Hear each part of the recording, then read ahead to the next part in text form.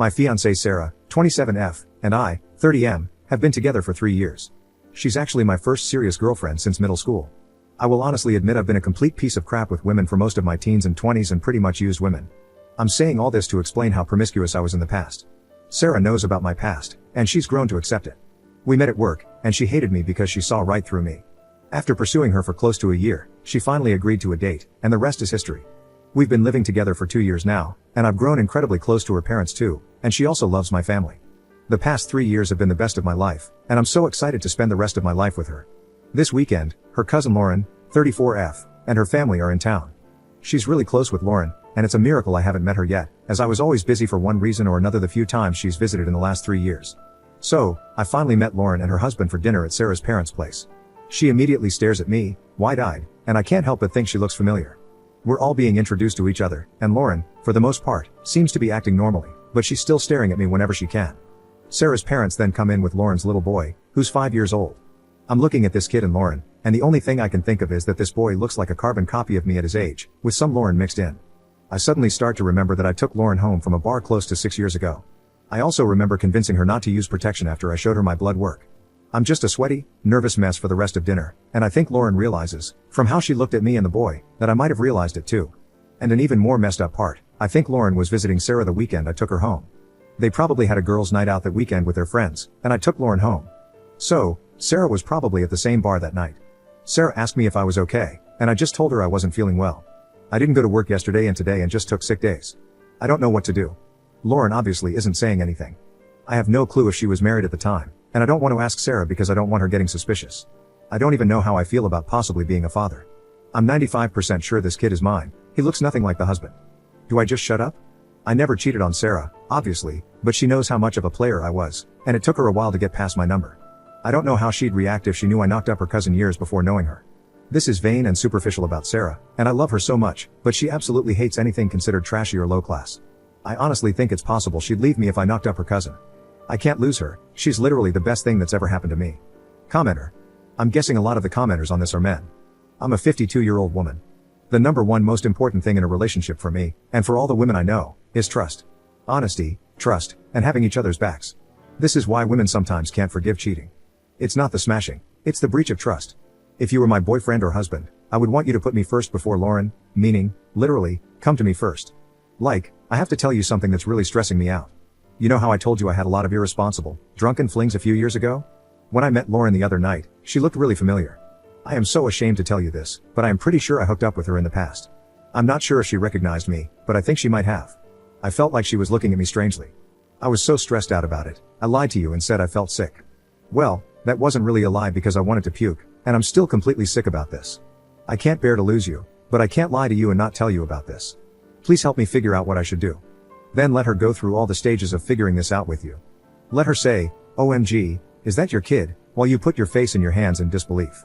If you do what all these guys are suggesting and try to do damage control by talking to Lauren behind your girlfriend's back, you are completely screwed. It's not the crime, it's the cover-up. If you talk to Lauren, figure out you are the biological father, and then drop the whole story on your girlfriend, there is no way in hell she will ever believe that you just figured this out now. She will feel doubtful about what you knew, when you knew it, how you feel about Lauren, when you last slept with Lauren, etc. If you want a life with Sarah, go to Sarah and ask for her help. If she dumps you, she is only dumping you for something you already told her about, that being your past behavior, and if she got over it once, she might even get over it again. Right now, you are in the most forgivable, least guilty position possible. You have never lied to Sarah about your past, and you aren't going to start now. You did not turn your back on your child or the mother of your child. You did not know. If this kid was your baby, you weren't informed at the time. If Sarah and Lauren are close, and Lauren did have a pregnancy and concealed it from the biological father, Sarah may know all about it and may be aware the biological father wasn't notified. Rip the band-aid off and deal with it now. Update 1. After 3 days of staying at home and feeling sick to my stomach with nervousness about this, I finally told Sarah late last night after my last post. Thank you so much for the comments, because that really gave me the push to spill my guts. As embarrassing as it is, I cried from beginning to end telling Sarah and pretty much told her I don't want to live without her. She held my hands in bed and patiently listened as I explained how I recognized Lauren, remembered our night, and how seeing that kid mentally broke me because I saw my future with Sarah jeopardized as soon as I saw him. She told me she's upset I didn't tell her as soon as we left her parents' place and to never keep something like this from her again, but she understood I was scared.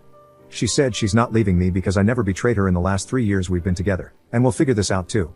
She also said she'll reach out to Lauren herself and figure out what's going on because she's been with her husband for 10 years now, and if she's my one-night stand from years ago, she definitely cheated.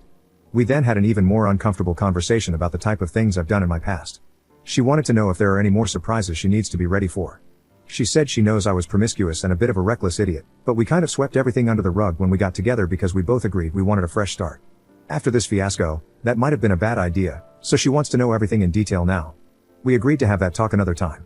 I don't feel great about this, but I'll deal with this hurdle when it comes up. Sarah has been home with me trying to get in touch with Lauren since morning and has been getting completely stonewalled. Finally, Lauren texted her to please just let it go. Sarah asked her again if they could just have a quick chat or even text, but Lauren insisted, let it go, please. I'm guessing Lauren realized I told Sarah everything. We don't know how to proceed from here on out. We're deciding to just respect her wishes and not pursue this further. Lauren also just changed her response to our wedding invite to a no-show. Sarah is kind of upset by this, but honestly, I'm fine with this outcome. We always plan to leave the US in a few years anyway.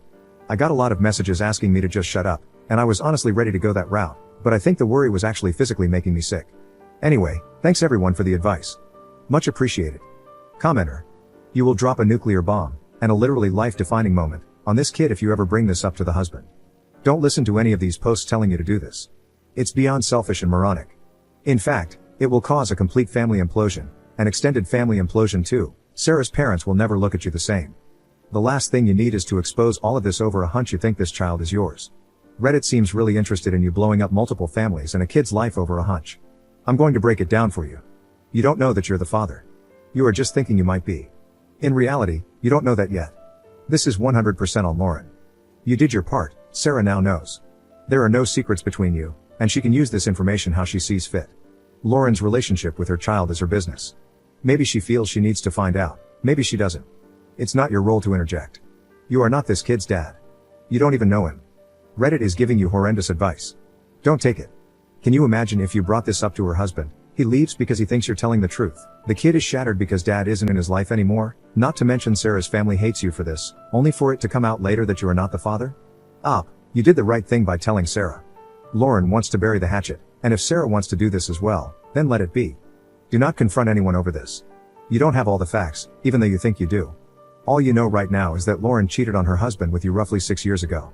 What you don't know is if that child is yours. Don't assume that you do. Update 2. I've had literally dozens of people messaging me asking for an update. Sarah and Lauren have been texting since my last update. Mostly, Lauren has been apologizing because she won't be coming to our wedding. She also sent us some wedding and Christmas gifts, which was very sweet of her. Sarah didn't really push her for answers but left an open invitation to talk whenever Lauren felt comfortable. A few days before Christmas, Lauren FaceTimed Sarah and told her everything. She explained that she and her husband were going through a rough patch in their marriage at the time. He had an emotional affair with a coworker, and they were separated for a few weeks before reconciling. Lauren met me early on during the separation when we had our one-night stand. She told Sarah I'm the only one she ever hooked up with during the separation. Soon after she realized she was pregnant, she reconciled with her husband. They had been trying with no luck, so they just decided to raise the child as their own. Lauren said she's told her husband, and it's caused some turmoil in their marriage. They're working through it now. He knew about this nameless, faceless man, but seeing me in the flesh and knowing after the fact that I'm the one has been a bit traumatic for him, and he's feeling very insecure. Unfortunately, he never wants us to interact or be in the same room again. I was listening just out of view from the camera, but I couldn't help but ask Lauren if this means I can never see the boy. She just said she was sorry. She told Sarah she'd talk to her later, and that was it. They've still been texting, and it seems Lauren and her husband will be okay with some time. Now we have to always coordinate so that we're not attending family events at the same time. Sarah and Lauren have already made plans to meet by themselves, though. As far as Sarah and I, we're doing okay. We had one pretty bad fight a few days after the last post went up. She wanted to know in excruciating detail everything about the type of guy I was before. Honestly, it felt like a CIA interrogation at one point. She cried and told me she wished she had fallen in love with someone else, which hurt a lot. She apologized the next morning, and we've been doing a lot better since then. I think we're stronger now, in fact, now that she knows everything. I'm also never ever doing those ancestry testing services all these companies offer. I've also gotten a much better paying job that's fully remote. Sarah will talk with her boss to see if she can convert to full remote as well, which we think is possible. We might be leaving sooner than we thought. That's it. Thanks to everyone who provided advice, especially after the first post.